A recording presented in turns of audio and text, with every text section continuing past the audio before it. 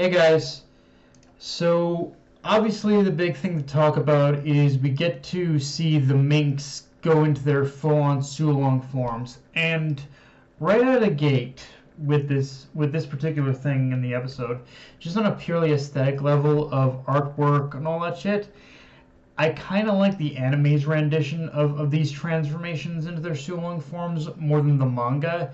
And truth be told, it's not for any specific reason. I think the anime is better, other than whether I would.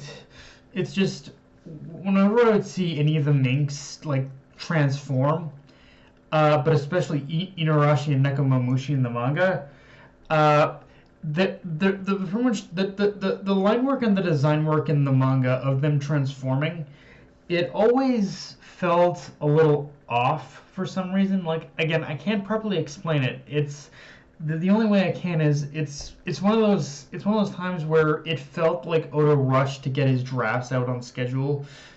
So the just the line work, the artwork of the transformation in itself didn't feel as impactful compared to the anime, where for however off model they probably will look going forward, just by having that extra little touch of details to things like the line work or just extending the length of the transformation itself, I feel gives their Sulong transformations a more impactful first impression, if you will, compared to the manga, where honestly I didn't really care all that much for Arashi and Nekomamushi and just the Mink's transformations. Like, I thought they were kind of underwhelming compared to Carrot's Sulong transformation, but here, like, I thought Carrot's Sulong transformation felt like a bigger moment compared to those, but here it does build.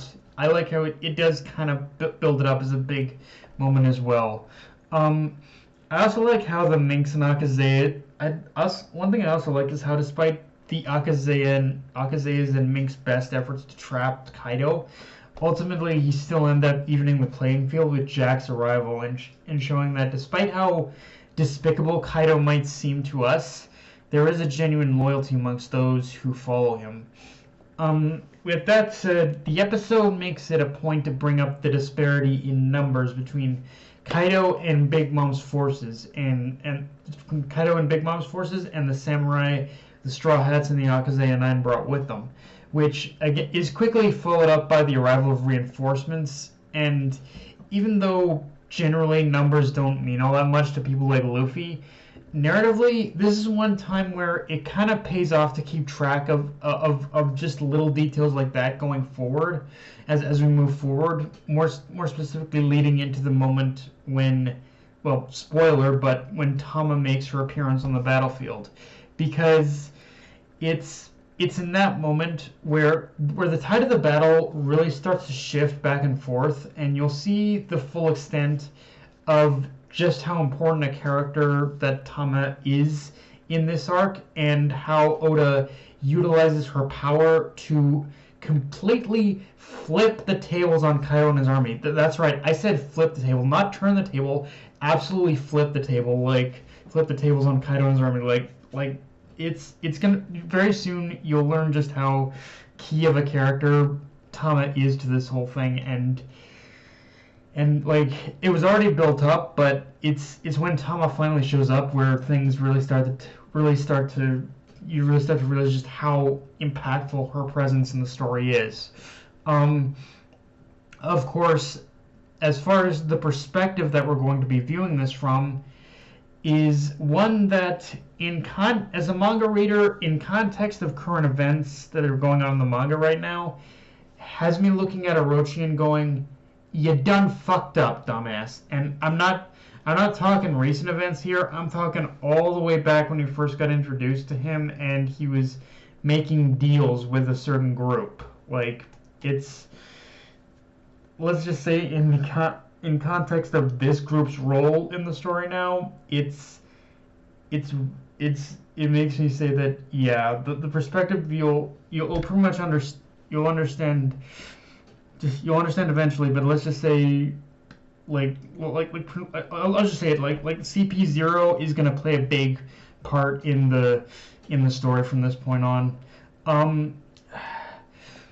And yeah, I suppose pacing-wise, there wasn't a whole lot to this episode. Just focusing on the beginning of the raid itself and the start of the fight with Kaido and the Akaze 9 and all that. But one thing I do have to say, and continuing from what I said before, is that even if the pacing wasn't great, like honestly, it is mostly in the second half of the episode where the episode starts picking up steam. This was a visually amazing episode, and for me, that what made it that is what made it so like such a visual beauty of an episode for me is I feel this episode specifically, but a lot of episodes before as well.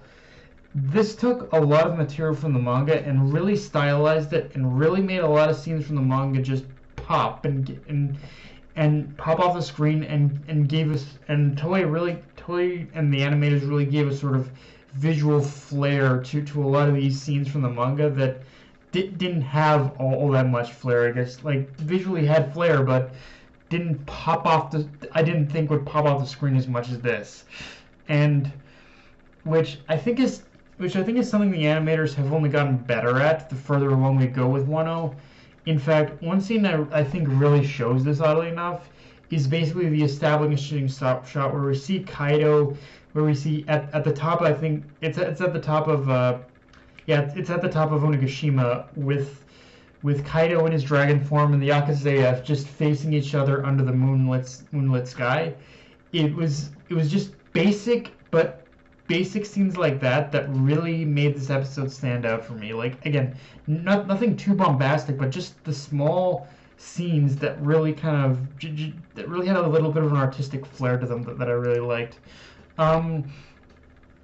One final thing that stood out to me though about this episode is the anime only is a couple of the anime only scenes, which is definitely standard procedure obviously with the anime, but one scene in particular regard to this that I didn't think I would like as much as I did is the scene of Law, Zoro, and basically just everyone else arriving with reinforcements, because I think if my knowledge of reading the manga is correct, I distinctly remember them just kind of like the reinforce pretty much I distinctly remember it being where Queen gets the call that the reinforcements have arrived, and then they just kind of arrive. But but here I like how we get to see them actually work their way towards the main battle. Not only which work their way towards the main battle, and which not only adds a little bit extra build up, but also a somewhat smoother transition between events. Like, it's kind of weird to say, but the one thing I think Wano is doing good is that there are times where I think they're filling in little gaps of the story that you wouldn't think would be important, but they are kind of making the story kind of flow a little smoother, even if they're also slowing down the pacing. Again, it's a little weird to talk about, but that's kind of what I'm noticing about Wano specifically, is that they're adding little transitional scenes that I think just add a little bit more to the flow of the story, even if it slows the pacing as well. But yeah, guys, that's pretty much all I got for this review. If you enjoyed the video, like, comment, subscribe. I'm on Twitter, Analyst, Crunchyroll. Be sure to hit the notification bell, subscribe button, and just share the video around, guys. Dark Knight of Anime, signing off. Later, everyone.